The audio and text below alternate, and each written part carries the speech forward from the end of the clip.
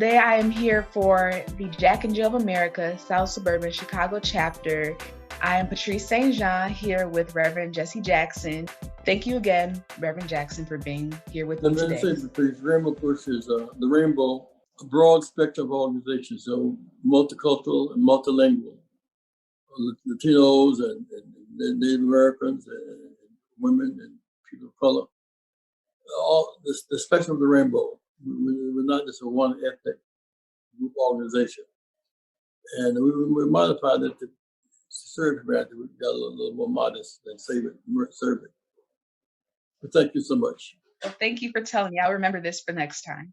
What is one of your most memorable experiences with Dr. Martin Luther King Jr.? And the Rascal to one in Chicago, one in Atlanta. His last birthday, January 15, 1968. We really realized it was his last birthday. He bring a group of us from around the country. There were Native Americans whom we knew of but had not really worked with. There were Latinos, the farm workers from the fields of California and Arizona. Blacks pick cotton, they pick fruit and vegetables. We were both picky and get picked on, you know what I mean? Didn't know each other really. Whites from Appalachia, Jewish allies from New York, Harlow and Scene, and blacks from Deep South, South Carolina, Alabama, Mississippi, and Georgia. So it was a multiracial, about 60 of us met. Then he said, we're going to focus here on poverty. We won the public accommodation bill. When he spoke in 63 in Washington, we could use the hotel, motel from a movie theater from Texas across the Florida up to Virginia. We couldn't use any of them. Our money was counterfeited. Holiday Inn would not accept us. Well, black soldiers and Latinos sat behind white Nazis on American military bases. And so he dreamed of a day that would not happen. So we won that bill in 64. 65, we won the right to vote. August 6, 1965, after the Bloody Sunday. So now we have public the right to vote, except there's a bound in poverty. Too many people are poor, don't have means, they don't have health care. Women get sick, soreness in the breast, they get a Tylenol rather than mammogram. They're uninsured, you know what I mean? The reason why we have this asthma, so high on asthma, although we live in environmental wastelands and dumps, for example. And if you don't have insurance and you don't have transportation, you can put problems off until it's too late. You stage 4 of the cancer, so to speak. Poverty. People in Appalachia, they're poorer than we are, they just don't know it. Most poor Americans are really white, female and young. They're not black and brown, white, female and young. They work in the coal mines. They work in the steel mills and the hills of Allegheny and Appalachia. So if we could find common ground, how do we move from racial battleground, we're always fighting each other, space, the economic common ground, the moral higher ground. How do we move from racial battleground, economic common ground, moral higher ground? We all have a lot in common. We all need affordable health care. We all need a decent education. We need the right to a job that pays, vacations and educating our children. We all have those needs. As soon as we're time confronting each other, we're going to work together. That was his meeting. It was very up to that meeting, very exciting meeting. We left that meeting that day going around the country. We had to be in Washington that June for a campaign. In Resurrection City in Washington. We set tents up from Washington Monument to Lincoln Monument to expose the fact that we won Vietnam, rather more poverty at home. Kill abroad, rather healing at home. So that was the plan. Of course, it was interrupted by what happened in Memphis April 4th. But that meeting was very exciting to me. I remember very safely. I really look up to your work, as well as Dr. Martin Luther King. I believe what you fought for was the right side of history. To move on, what was Dr. King's vision for African Americans in the future? First class citizenship. We were subjects, not citizens. The simplest experiment in 1932. Black doctors were not in General Hospital, for example. Most times, black lawyers face all white jurors. Although the registered vote, several jurors. So we couldn't vote in several jurors. We denied our citizenship. In the 1880s, 1940, 5,000 blacks were lynched, like lynched, hung from trees. What happened in Tulsa, Oklahoma happened in Rosewood, Florida as well, burning down whole cities. 5,000 lynches. They have lynches, it's in the advertisement church on Sunday morning. They've been lynching there at 4 o'clock.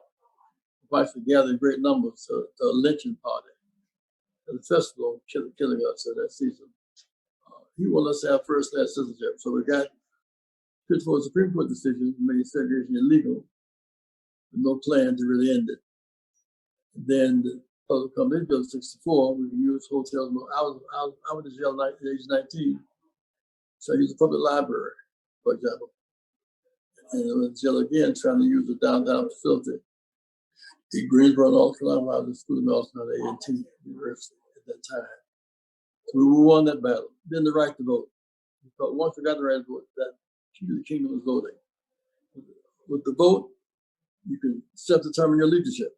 Vote for judges and mayors, and city council people, state legislators, Congress people, Senate and the president with the vote. Without the vote, you're very handicapped in a democracy. Democracy without the right to vote is well, it's a terrible situation. So he wants us to have, and he wants to implement it. But he'd be happy about today, I'm convinced of. Dr. King never saw a cell phone, by the way. He never saw a black mayor in Atlanta, his hometown, Maine Jackson became the first black mayor. In D.C., Birmingham, where the showdown was in 63, Selma, Alabama, Birmingham, Montgomery, Alabama. When he died, there were like 4 black congressmen. Today, that's 62. The explosion of black votes would excite him very much. It would delight him. Because with that vote, we determine the destiny of the nation. Case in point, Trump would have won this time. The massive black vote defeated him, which has angered him, but we have the power to vote. So he would be delighted. Wasn't until this year where I truly noticed the importance for American citizens to vote. I am 16, so I'm not able to vote yet, but voting is my most important right, or one of my most important rights. And I appreciate you guys fighting for our right to vote. The third question is, do you think we were able to get some a precinct in Cook County Jail, the 5,000 youth, most of black youth, and they 18 above will be 18. They have the right to vote. So one kid, why should I vote? I said, you have the right to vote for judge affairs. You realize you vote for judges, state's attorney, attorney general, all of them you vote for. So no appreciation of the vote is not a good thing. We must appreciate the right to vote. I'm glad you're looking forward to it. Okay, I'm taking it all in, trying to process it in my brain. The next question is, do you think enough is being done to cultivate and motivate the next generation of young leaders to step up? I do. You speak so much about passing the baton. There's no baton to pass. You get in, you become involved, you get into politics, learn to volunteer with some aldermen, some learn how to do what they do. At the end of the day, service is power. Needs-based organization, self-interest is the same force. But I'm saying this to you, that if you want to serve, there's nobody to stop you. You want to organize your high school. How many seniors in your high school class? Many, over 300. It's a very big school. But that's a big block of voters. Yes. Learn to convince them that voting matters, and but you voting matters if you want more scholarships, less student loan debt, more security, more safety, more wars to stop. Now you vote for that, fight for that, and so I think that becomes the challenge of your generation. And I see young people, the mayor of Atlanta, Georgia, Mayor Bottom, mayor of Washington D.C., young mayor down in Alabama, Talladega, Alabama, not 30 years old. You have the right to vote and the right to run for office. You have the right to do all that if you choose to. But politics is not the only way to lead. You lead as a minister, as a journalist. You take the great picture, a right to read an article. So leadership cannot be confined just to political leaders who are highly visible. that right now, the real leaders in our nation are researchers, not journalists, not politicians, but researchers. The pandemic of this virus, you're not looking for a soldier. You're looking for a cure, right? Research and doctors became leaders. So if you pride yourself, then come a time where your leadership will manifest itself. Yes, researching is very important. I didn't come to me until you said it. After thinking about it, so many things wouldn't be today without research, without studying, without experiment. That is for sure. And our last question for today is, who are some young leaders we should be looking up to or watching today? I think those the Black Lives Matter group, the idea of making America better, the rumors, they're leaders. Some of them I don't know by name. Look at young black congressmen out of Virginia, Northern Virginia, New York City. They're under 40 years of age, under 40. There's no, if you're old enough to vote, you're also old enough to run for office. You can't teach what you don't know, you can't live what you don't know. You have to learn the ways of the people. Who run for office? She was death of the black church. It was not that. She had to meet black churches, sororities. She had to meet people who vote. At the senior citizens' home. She had to learn the art, politics, the art and science of relating to people. It's just a people business, right? And so LeBron James, that's the case. He's a basketball player. He used his platform not just to get trophies. He's a great player. He also makes sense. The young man was killed in Florida, Trayvon Martin, because he wearing a hoodie. Who and other players wore hoods. So he's a young leader, and people follow him. Remember, he helped transform force because pioneers break the path, create the path. Those follow the path. He's a leader, and LeBron's a leader. There's young ministers who are leaders. Reverend Meeks, the biggest church in Chicago. And I was in Breadbasket many years ago. He and his sister was washing dishes downstairs in church. He has the biggest church in Chicago in the black community. Be faithful to your God. Obedient to your parents and faithful to your own dreams. Let nothing break your spirit.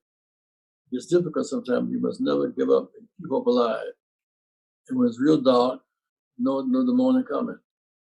So you have to wait for the morning to come. Don't jump too quick in the morning. You miss in the dark. There may be a train, not sunshine. Don't jump from a train, right? That is, you follow what I'm trying to say? That if you lead, it's difficult between the pandemic of the virus and Trump's leadership. The dark period, and yet through the dark, we raised him, we voted, and we defeated him.